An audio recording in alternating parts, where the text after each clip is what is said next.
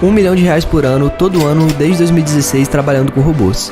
Isso mesmo, 2016, 17, 18, 19 e 20. E agora em 2021, com certeza eu vou conseguir também.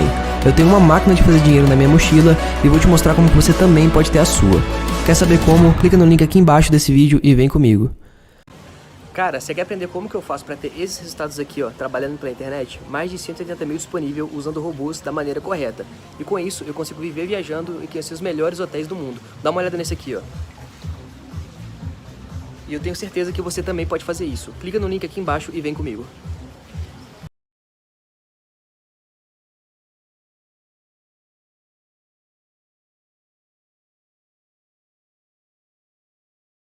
Mandaram o turbo na largada.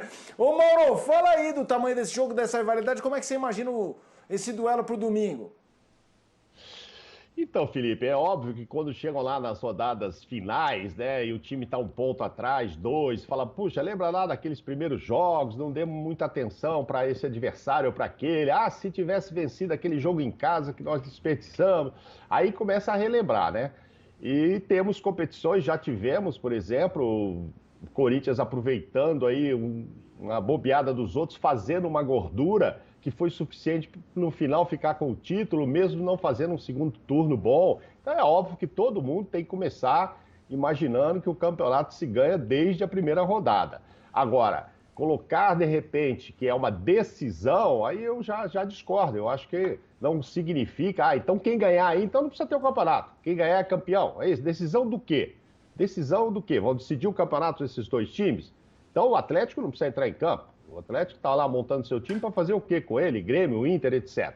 Não temos a certeza de que Palmeiras ou Flamengo, né? Não temos a certeza que serão esses dois que realmente vão decidir. Eu acho que esse ano é um campeonato bastante concorrido, inclusive para esses dois. Ah, são os favoritos pelo que fizeram ultimamente, etc. Ah, sim, podemos até. Ah, são os melhores elencos? Podemos questionar se o do Atlético já não entra aí na briga, o do Flamengo a gente sempre diz que é realmente o melhor e tal, mas e o Inter, como é que vai se manter aí durante o ano? Vai se acertar? O Grêmio lá embalando e outros times, São Paulo, estamos falando tão bem do São Paulo não entra aí nessa briga, então não precisa disputar o campeonato? Então não é uma decisão. Eu me lembro do ano passado, falar com o Luxemburgo, ele estava no Palmeiras, ia começar o Brasileiro, e eu conversando com ele sobre, poxa, e aí? Então o grande adversário, era a mesma situação, então o grande adversário a ser batido é o Flamengo. Falei, Mauro, não adianta eu ganhar um jogo do Flamengo e na rodada seguinte eu perder para um adversário que eu não podia perder, e isso acontece no Brasileirão. Aí eu perco para 2 ou 3, que o Flamengo não vai perder para esses 2 ou 3, e aí eu não vou ganhar, não vou chegar na frente. Então não é só esse jogo. Óbvio que, poxa, é emocionante, cria uma expectativa, a gente está querendo ver. O último jogo deles em Brasília foi muito bom como jogo de futebol, isso cresce assim a minha expectativa de ver um jogão, mas não encaro como decisão. Ah, então quem perder está fora do campeonato? Vamos pensar por outro lado. Nem quem ganhar será necessariamente o campeão e nem quem perder, se é que não vai empatar, enfim, está fora da disputa. Então... Agora, legal, já começamos aí com pesos pesados, sem dúvida alguma. Já começamos com confrontos entre favoritos, mas não quer dizer que já estão decidindo o campeonato, né? E aí, Zé? E aí, Jean? O Jean pegou o ar. O Jean pegou o ar, a gente tem o nosso delay, não? Quando eu vejo, vai lá, Jean. Vamos lá. Não, eu concordo completamente com o Mauro em relação ao termo decisão. Eu acho que a gente tem que começar a usar decisão quando um determinado jogo for decidir, de fato, um campeonato, né? Matematicamente, de preferência. Claro, existem jogos já para a reta final que a gente pode chamar de decisão porque sabe, sei lá, se uma equipe vai abrir 8 pontos em relação à outra, em vez de diminuir uma vantagem de 5-2, a gente pode chamar de uma decisão se são rivais diretos na briga pelo título. Mas tirando esses casos, eu acho que decisão não. Agora, isso que a gente tem no GC, isso sim. Isso é muito importante, né? Todo mundo entender. Eu acho que dirigentes, jogadores, nós já estamos com o campeonato por pontos corridos desde 2003, acho que já deu para entender isso. E é claro que é um jogo importantíssimo. É um jogo de um nível de importância gigante, como será Atlético e São Paulo, Atlético e Flamengo, Palmeiras e São Paulo. Fala. Posso te colocar uma pergunta dentro do seu comentário? Diga lá. Vai ser mais importante pro Abel ou pro Rogério esse jogo? Então, mas aí a questão da decisão para um técnico, para um jogador, isso pode ser que seja. Quer dizer, claro. eu também não acho nesse caso especificamente que seja decisão para alguém, né? Acho que nesse aspecto que você está falando, ele é mais importante para o Ceni do que para o Abel. Todo jogo do Flamengo é mais importante para o Ceni do que para o Abel, se a gente pensa no treinador, manter o cargo e tudo mais, mas acho que isso é uma outra história. Olhando para a briga pelo título, nós estamos falando de 2 dos 4 ou 5, ou forçando a barra 6 candidatos ao título, acho que 4 ou 5 na verdade. E qualquer jogo entre esses times vai ser um jogo muito importante. É evidente que esse tem um grau de rivalidade momentânea, e eu estou plenamente de acordo com o que disse o Brás, por conta do que vem acontecendo nos últimos anos. Se a gente pegar os últimos 5 anos, o Flamengo ganhou 2 campeonatos brasileiros, o Palmeiras ganhou 2 campeonatos brasileiros, o Flamengo ganhou uma Libertadores, o Palmeiras ganhou uma Libertadores, o Palmeiras ganhou uma Copa do Brasil, o Flamengo ganhou o último confronto direto lá pela Supercopa. É óbvio que, nesse período tão curto, essa quantidade de títulos desses 2 times criam ali uma disputa entre eles. Então isso é isso. Como ele disse, isso já aconteceu entre outras equipes, já aconteceu entre Flamengo e Atlético, já aconteceu entre Palmeiras e Grêmio. Então acho que é normal que seja assim. O jogo é importantíssimo, mas o termo decisivo... O Zé vai lembrar. O Zé vai puxar na memória dele e ele vai contar alguma história pra gente sobre isso. Seguinte, uma coisa é a rivalidade Palmeiras-São Paulo, também pode começar a ter outro sentido, né? Mas uma coisa é a rivalidade ali, Vasco e Flamengo, a outra é a rivalidade de quem está ganhando contra quem está ganhando. Exato. E aí você começa a medir uma série de coisas. Você tem treinador que não aceita perder para o outro. Para aquele, não importa qual é. Sempre o treinador tem uma rivalidade ali com alguém, com o outro não aceita. Jogador também tem essa rivalidade. Até diretoria, né, Calçado? Diretoria. Aí a gente tá falando da rivalidade que é na torcida, na grana.